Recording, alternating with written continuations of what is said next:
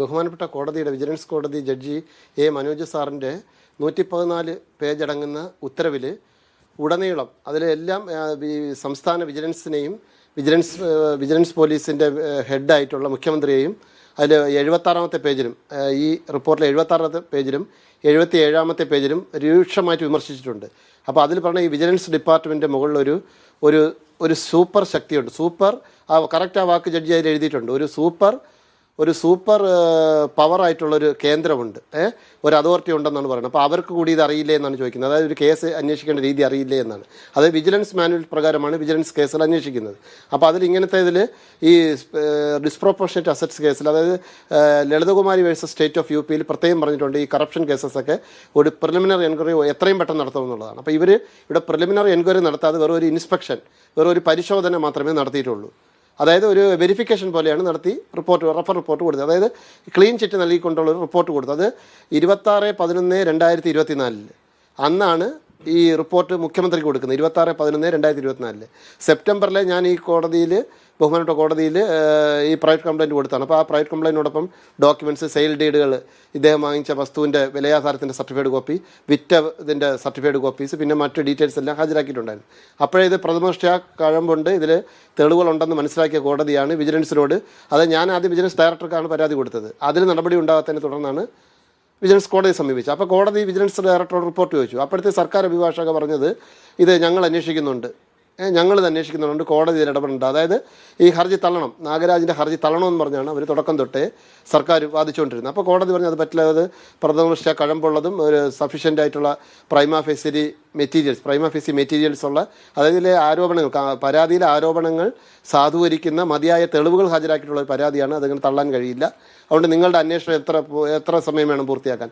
അപ്പോൾ ഒരു ആദ്യം 1.5 മാസം സമയം ചോദിക്കുന്നു, പിന്നെ 2 മാസം ചോദിക്കുന്നു, പിന്നെ 45 ദിവസം ചോദിക്കുന്നു, ഇങ്ങനെ നീട്ടിക്കൊണ്ടേ പോവുകയാണ്. അപ്പം അതായത് ഇദ്ദേഹത്തിന് എങ്ങനെയും DGP പദവി കൊടുക്കണം. അതിനാണ് മുഖ്യമന്ത്രി പിണറായിയും അദ്ദേഹത്തിൻ്റെ കീഴിലുള്ളവരെല്ലാം കൂടി ചേർന്ന് ഗൂഢാലോചന നടത്തി ചെയ്തത്.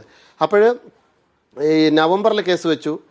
അപ്പോഴും ഇവർ പറയുന്നില്ല. അതായത് മുഖ്യമന്ത്രിക്ക് നവംബറിൽ തന്നെ ഇവർ റിപ്പോർട്ട് കൊടുത്തു. അതായത് ഈ പരാതിയിൽ, അതായത് ഇദ്ദേഹം MR അജിത് കുമാർ നിരപരാധിയാണ്, അദ്ദേഹം യാതൊരു കുറ്റവും ചെയ്തിട്ടില്ല, അദ്ദേഹം യാതൊരു അവിഹിതമായിട്ട് യാതൊരു സമ്പാദ്യവും ഉണ്ടാക്കിയിട്ടില്ല എന്ന് പറഞ്ഞിട്ടുള്ള റിപ്പോർട്ടാണ് കൊടുത്തത്.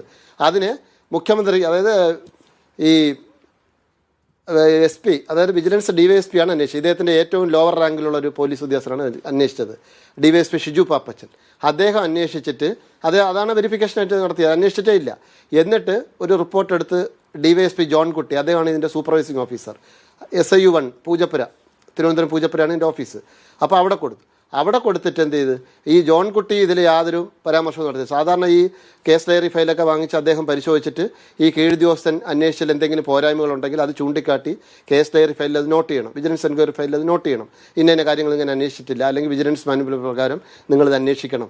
അതൊന്നും പറയാതെ ഇവരെല്ലാം കൂടി ചേർന്നുള്ള ഒരു ഒത്തുകളിയിലൂടെ ആഭ്യന്തര വകുപ്പും വിജിലൻസ് വകുപ്പ് ഇതെല്ലാം കൈയാളുന്നത് മുഖ്യമന്ത്രിയാണല്ലോ. അദ്ദേഹത്തിൻ്റെ അറിവോടുകൂടി അദ്ദേഹത്തിൻ്റെ നിർദ്ദേശപ്രകാരം ഇതെല്ലാം ചെയ്ത് ഒരു തട്ടിക്കൂട്ട് റിപ്പോർട്ട് കൊടുത്ത് ഈ ജോൺ കുട്ടി ഇദ്ദേഹത്തിന് ഈ ഷിജു പാപ്പച്ചൻ്റെ റിപ്പോർട്ടിനെ ശരിവെച്ചുകൊണ്ട് യാതൊരു അതിൽ കമൻറ്റും എഴുതിയിട്ടില്ല. ഇതെല്ലാം കോടതി വിളിച്ച് പരിശോധിച്ചു, ഇതെല്ലാം കോടതി. എന്നിട്ട് ഇത് കഴിഞ്ഞിട്ട് ഡയറക്ടർക്ക് കൊടുക്കുന്നു. ഡയറക്ടർക്ക് ഇതിന് നേരെ എടുത്ത് മുഖ്യമന്ത്രിക്ക് കൊടുക്കുകയാണ്. അങ്ങനെ ഇത് രഹസ്യമായിട്ട് ഇവരതിനെ പൂഴ്ത്തി വെച്ച് അവിടെ ഇദ്ദേഹത്തിന് ക്ലീൻ ചിറ്റ് കൊടുത്ത് ഇദ്ദേഹത്തിന് അതായത് വിജിലൻസ് ക്ലിയറൻസ് വേണം. DGP പദവി ലഭിക്കണമെങ്കിൽ ഇദ്ദേഹത്തിന് വിജിലൻസിൻ്റെ ക്ലിയറൻസ് സർട്ടിഫിക്കറ്റ് വേണം. സാധാരണ പോലീസ് വെരിഫിക്കേഷൻ റിപ്പോർട്ട് പോലെ PSC ജോലിക്കൊക്കെ പോലീസ് ക്ലിയറൻസ്, PCC നമ്മൾ പറയുന്ന പോലെ പോലീസ് ക്ലിയറൻസ് സർട്ടിഫിക്കറ്റ് പോലെ ഇവർക്ക് ഇങ്ങനത്തെ പദവിയുള്ള IAS IPSകാർക്ക് വിജിലൻസ് ക്ലിയറൻസ് സർട്ടിഫിക്കറ്റ് വേണം.